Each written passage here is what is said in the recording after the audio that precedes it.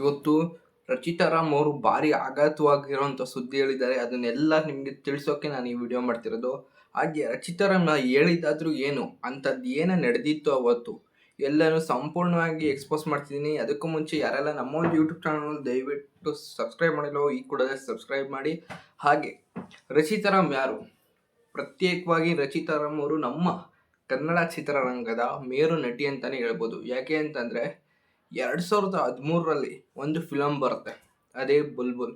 ನೀವೆಲ್ಲ ನೋಡಿರ್ಬೋದು. ಎಲ್ಲ ಫಿಲಮಲ್ಲೂ ಲೀಡ್ ಆ್ಯಕ್ಟರ್ಗಳು, ಹೀರೋಗಳು ಅವರ ಜೀವನಕ್ಕೆ ಸಂಬಂಧಿಸಿದಂತೆ ಅಥವಾ ಅವರ ಹೆಸರು ಏನಿರತ್ತೆ ಒಂದು ಸಿನಿಮಾ ಹೆಸರಾಗಿರತ್ತೆ. ಆದರೆ ಇದರಲ್ಲಿ ಹೊಸ ನಟಿಗೇನೆ ಹೋಲುವಂಥ ಅಂದರೆ ಹೀರೋಯಿನಿಸಮ್ಗೆ ಒಂದು ಒಳ್ಳೆ ರೀತಿಯ ಬುಲ್ಬುಲ್ ಅನ್ನೋದು ಹೀರೋಗೂ ಅದಕ್ಕೆ ಸಂಬಂಧ ಇಲ್ಲದೆ ಇರೋ ಥರ ಟೈಟಲ್ ಆ ಫಿಲಮ್ಗೆ ಇಡ್ತಾರೆ. ಆ ಫಿಲಮ್ನ ಸಂಪೂರ್ಣ ಪ್ರೊಡ್ಯೂಸರ್ ಅಂದರೆ ಏನು ಸಂಪೂರ್ಣ ಅಮೌಂಟ್ ಇರುತ್ತೆ ಅದು ದರ್ಶನ್ ಅವರ ತಾಯಿಯಿಂದ ಹಾಕ್ಸಿರ್ತಾರೆ. ಅಂದರೆ ಅಮೌಂಟ್ ಯಾರ್ದು ಹಾಕಿರ್ಬೋದು, ಹೆಸರು ಅವರ ತಾಯಿದಿರತ್ತೆ. ಹಾಗೆ ತೂಗುದ್ವೀಪ ಪ್ರೊಡಕ್ಷನ್ ಈ ಫಿಲಮ್ ಹೊರಗಡೆ ಬರುತ್ತೆ. ಆ ಫಿಲಮ್ ಎಷ್ಟು ಹಿಟ್ ಆಗುತ್ತೆ ಅಂದರೆ 50 crores plus box office collection ಮಾಡುತ್ತೆ. ಅದರಲ್ಲಿ ನಟಿಗೆ ಸಿಕ್ಕಿರ್ಬೋದು ಭಾಳಷ್ಟು ಅಮೌಂಟು. ಅದಾದ್ಮೇಲೂ ಬೇಜಾನು ಅವರು ಆ್ಯಕ್ಟಿಂಗ್ ಮಾಡದೇ ಇರೋ ಹೀರೋ ಅಂದರೆ ಅದು ಯಶ್. ಅದು ಬಿಟ್ಟರೆ ಕನ್ನಡ ಚಿತ್ರರಂಗದ ಎಲ್ಲ ನಟರ ಜೊತೆನೂ ಅವ್ರು ಆ್ಯಕ್ಟಿಂಗ್ ಮಾಡಿದೆ. ಸುದೀಪ್ ಆಗಿರ್ಬೋದು, ಅಥವಾ ನೀವು ಕಿಟ್ಟಿ ಆಗಿರ್ಬೋದು, ಅಥವಾ ನೀವು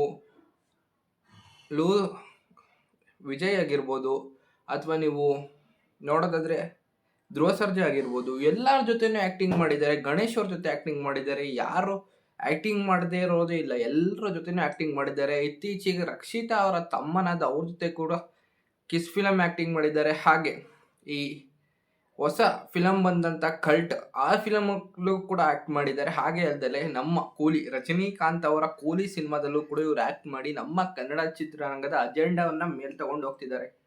ಹಾಗೆ ನಮ್ಮ ಕನ್ನಡ ಚಿತ್ರರಂಗದಲ್ಲಿ ಇಂಥ ನಟಿಗೆ ಆಗಿದ್ದಾದ್ರೂ ಏನು ಅಂತ ಹೇಳೋದಕ್ಕೆ ನಾನು ಇವತ್ತು ಬಂದಿರೋದು. ಈಗ ರೀಸೆಂಟಾಗಿ ಒಂದು ಇಂಟರ್ವ್ಯೂ ನಡೆಯುತ್ತೆ. ರೀಸೆಂಟಾಗಿ ಅವಾಗವಾಗ ಇಂಟರ್ವ್ಯೂ ನಡೀತಾನೆ ಇರುತ್ತೆ. ಯಾಕೆ ಅಂತಂದರೆ ನಮ್ಮ ಕನ್ನಡ ಚಿತ್ರರಂಗದ ಒಂದು ಮಹತ್ವನೇ ಅಷ್ಟಿದೆ ನೋಡಿ. ಯಾವುದಾದ್ರೂ ಒಂದು ಇಂಟರ್ವ್ಯೂ ಯಾವ ಥರ ಒಂದು ದಿವಸ ನಡೀತಾನೆ ಇರುತ್ತೆ. ಅದರಲ್ಲದೆ ನಮ್ಮ ಆ್ಯಂಕರ್ ಅನುಶ್ರೀ ಅವರು ಎಲ್ಲ ನಟರ ಇಂಟರ್ವ್ಯೂನ ತೆಗೆದುಕೊಂಡಿದ್ದಾರೆ.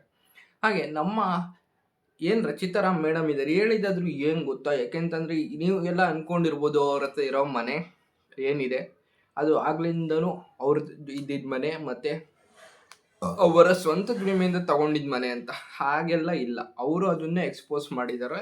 ಅವರು ದುಡ್ದಿರೋದು ಸುಮಾರು ಕೋಟಿ ಆಗಿರ್ಬೋದು. ಅವರೇ ಹೇಳ್ಕೊಂಡು ಅವರು ಹೇಳೋ ರೀತಿ ನೋಡಿದ್ರೆ ನಿಮಗೂ ಒಂದು ಬೇಜಾರಾಗ್ಬೋದು. ಯಾಕೆಂತಂದ್ರೆ ಅಷ್ಟು ದುಡಿದ್ರು ನನಗೆ ಮನೆ ಕಟ್ಟೋಕ್ಕೆ ಆಗಲಿಲ್ಲ, ಯಾಕೆಂತಂದರೆ ಮನೆ ಕಟ್ಟೋದು ಅಷ್ಟು ಸುಲಭದ ವಿಷಯ ಅಲ್ಲ ಅಂತ ಅವರ ಬಾಯಿಂದನೇ ಸ್ವತಃ ಅವರು ನುಡಿದಿರೋ ಅಂಥದ್ದು. ಯಾಕೆಂತಂದರೆ ಅವರೇ ಹೇಳಿರೋ ಹಾಗೆ ಮನೆ ಕಟ್ಟೋದು ಏನು ಅಂತಂದರೆ ನೀವೆಲ್ಲ 20-30 ಅಂತಂದರೆ ಒಂದು 8-10 ಲಕ್ಷ ಸೈಟಿಗೆ, ಒಂದು 10-15 ಲಕ್ಷ ಮನೆಗೆ ಸೇರಿ 20-30 ಮುಗಿಸ್ತೀರಾ ಅಂತ ಅಂದ್ಕೊಳ್ಳಿ.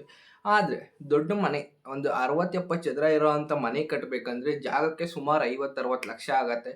ಇನ್ನು ಮನೆ ಕಟ್ಟೋದಾದರೆ ಅದಕ್ಕಿಂತ ಜಾಸ್ತಿ ಆಗತ್ತೆ. ಹಾಗಾಗಿ ಯಾವ ರೀತಿ ಒಂದು ಕಷ್ಟನ ಅವ್ರ ಜರ್ನಿಯಲ್ಲಿ ಫೇಸ್ ಮಾಡೋದು ಅನ್ನೋದು ಅವರ ಒಂದು ಇಂಟರ್ವ್ಯೂನಲ್ಲಿ ಹೇಳಿದ್ದಾರೆ. ಹಾಗೆ ಅವರು ದುಃಖವನ್ನು ಕೂಡ ತೋಡ್ಕೊಂಡಿದ್ದಾರೆ. ಯಾವ ರೀತಿ ಒಂದು ಹೀರೋಯಿನ್ ಆಗಿ ಮನೆ ಕಟ್ಟೋದು ಒಂದು ಸುಲಭದ ವಿಷಯ ಅಲ್ಲ ಅನ್ನೋದು ಕೂಡ ತೋರಿಸ್ಕೊಟ್ಟಿದ್ದಾರೆ. ಅವರೇ ಮನೆ ಕಟ್ಟೋಕೆ ಎಷ್ಟು ಅಂಜಿದ್ರೆ ಇನ್ನು ನಾರ್ಮಲ್ ಮಿಡಲ್ ಕ್ಲಾಸ್ ಜನ ಏನು ಮಾಡಬೇಕು ಅನ್ನೋದು ಕೂಡ ಒಂದು ಪ್ರಶ್ನೆ ಆಗತ್ತೆ.